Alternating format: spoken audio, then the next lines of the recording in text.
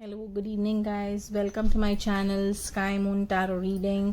I hope आपका दिन शुभ रहा होगा. I hope that you know अच्छी पॉजिटिव एनर्जी के साथ आपने डे स्टार्ट किया होगा और पॉजिटिव एनर्जी के साथ आपका डे एंड हुआ होगा. आज हम करने वाले हैं उनकी नेक्स्ट 10 डेज उनकी क्या फीलिंग्स होगी आपके लिए. ओके, सो नेक्स्ट 10 डेज क्या फीलिंग्स होगी उनके आपके लिए. प्लीज़ आप कंसंट्रेट करिए आपके पर्सन पे, उनका नाम लीजिएगा, कंसंट्रेट करिएगा वही इंसान पे जिसके बारे में आप रीडिंग देख रहे हैं, जिसके बारे में आप जानना चाहते हैं. उनका नाम 3 बार लीजिए, 5 बार लीजिए, ऐसे ऑड नंबर्स में उनका आप नाम लीजिएगा और फिर ये रीडिंग देखिएगा. और मैं कहना चाहूँगी please guys, this is a generic reading, so ये किसी के लिए स्पेसिफिक पर्सनल रीडिंग नहीं है. If it comes in your popup तो जो रेजोनेट करता है वो आपके लिए probably if it comes across you and वो अगर रेजोनेट होता है तो please take it. If it does not resonate please do not. It's a humble request. Okay, so let us see कि उनकी 10 डेज की फीलिंग्स क्या होगी. Night of wands. Next 10 days उनकी क्या फीलिंग्स होगी आपके लिए. नेक्स्ट 10 डेज क्या फीलिंग्स होगी उनके आपके लिए. नेक्स्ट 10 डेज क्या फीलिंग्स होगी उसके आपके लिए, उनकी आपके लिए. Okay, the hanged man, justice. Next 10 days उनकी क्या फीलिंग होगी आपके लिए. नेक्स्ट 10 डेज उनकी क्या फीलिंग होगी आपके लिए. Okay, we will take another 2 cards. 10 days next.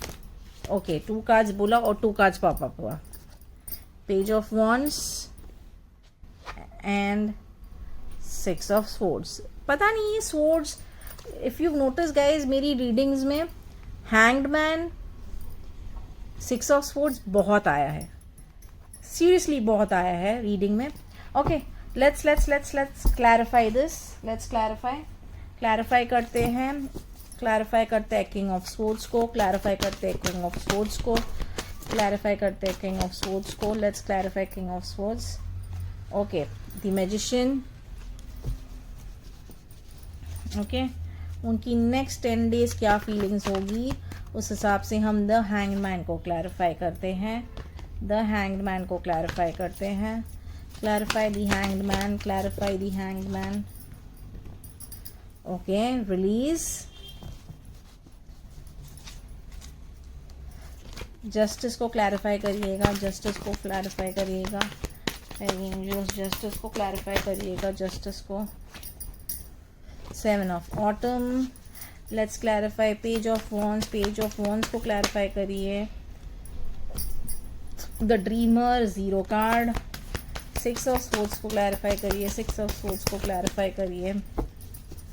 6 of swords को क्लैरिफिकेशन. 6 ऑफ स्वॉर्ड्स को क्लैरिफाई करिए. 6 ऑफ स्वॉर्ड्स बहुत एनर्जीज है तो हम नहीं लेंगे. 6 ऑफ स्वॉर्ड्स को क्लैरिफाई करिए.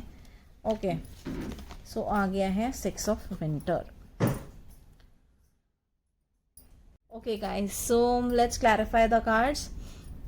सो king of swords basically what they are feeling is, उनकी फीलिंग ये है कि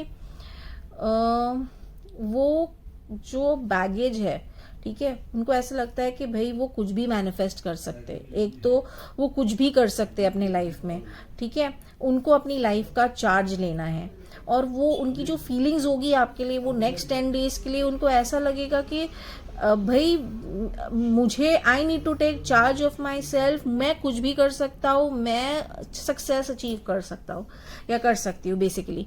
सो उनको ऐसा लग रहा होगा कि करंटली कि भाई success is at my doorstep. I need to achieve something in life and I will definitely achieve something in life. जहाँ पे आपका और उनका रिलेशनशिप प्रॉबेबली शायद वो न्यू वेज ढूंढ रहे हैं, न्यू अपॉर्चुनिटीज देख रहे हैं. वो सोच रहे हैं कि भाई पास्ट का तो जो हो गया सो हो गया, भाई पास्ट को भूल जाओ. Let me leave back past. I want to leave everything what is there in the past. मुझे सब छोड़ छाड़ के मुझे आगे बढ़ना है.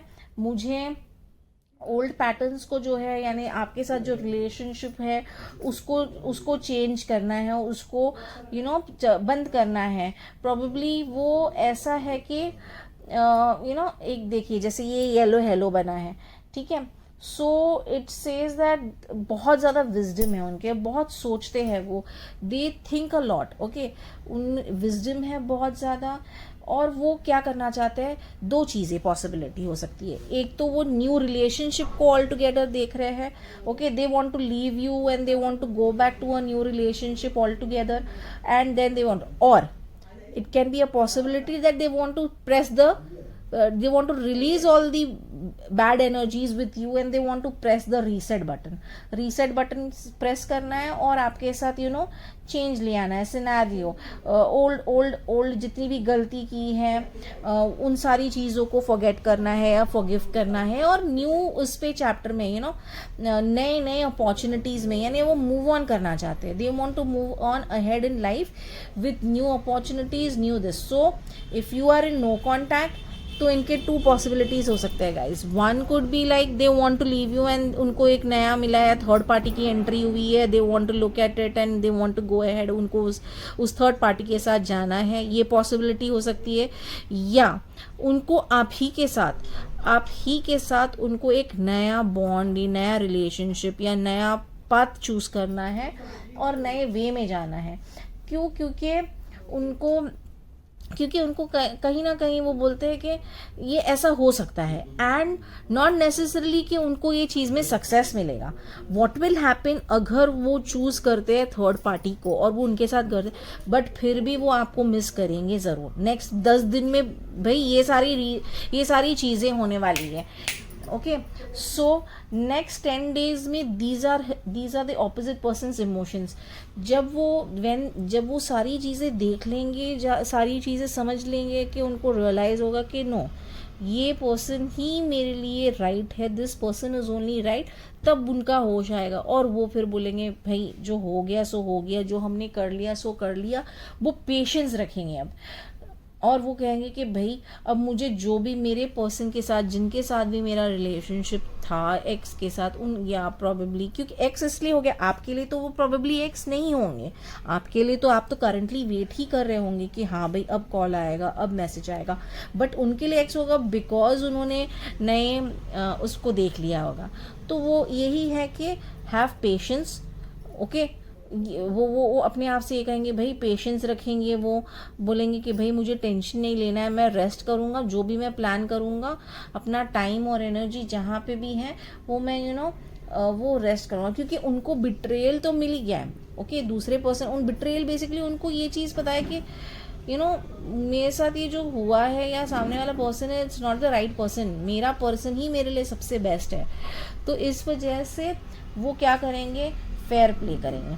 They will play fair, they will try to ऊपर की हायर पावर जो है, जो इटर्नल पावर है, हायर पावर है, वो बोलेंगे कि भाई उन्हीं के ऊपर, क्योंकि उनको एक चीज़ है, व्हाट यू सो, जो आप बोओगे वही आप पाओगे। तो जस्टिस का कार्ड फेयर डिसीजन होगा, ओके। उनके लिए वो ये होगा कि वो डिवाइन पावर पे बिलीव करेंगे और बोलेंगे कि भाई डिवाइन पावर, मैंने अपना रिलेशनशिप ये पर्सन को आपके हवाले छोड़ा है, and please show me the right path, show me where I should, what I should be doing and what is the right path for it, okay. Next is what they will think also. ये देखिए वो बहुत ज़्यादा dream कर रहे हैं, हाँ guys. तो वो ऐसा भी हो रहा है उनके लिए, सिचुएशन इज कहाँ पे, जहाँ पे वो बोलते ना, ऐसा हो रहा है कि उनको उनका न्यू पर्पस, नई एडवेंचर उनको स्टार्ट करनी है आपके साथ, okay. They want to start a new adventure with you. उनको ऐसा लग रहा है कि एंथुजियाज्म आ रही है, वो स्ट्रैटेजी बनाएंगे, आपके पास लौट के आएंगे। अगर नो कांटेक्ट रीडिंग है गाइस, जो लोग अपने रिलेशनशिप में नो कांटेक्ट में है, जिनकी बात नहीं हो रही है, ज़्यादातर यही दिख रहा है कि नो कांटेक्ट वाले हैं, ठीक है।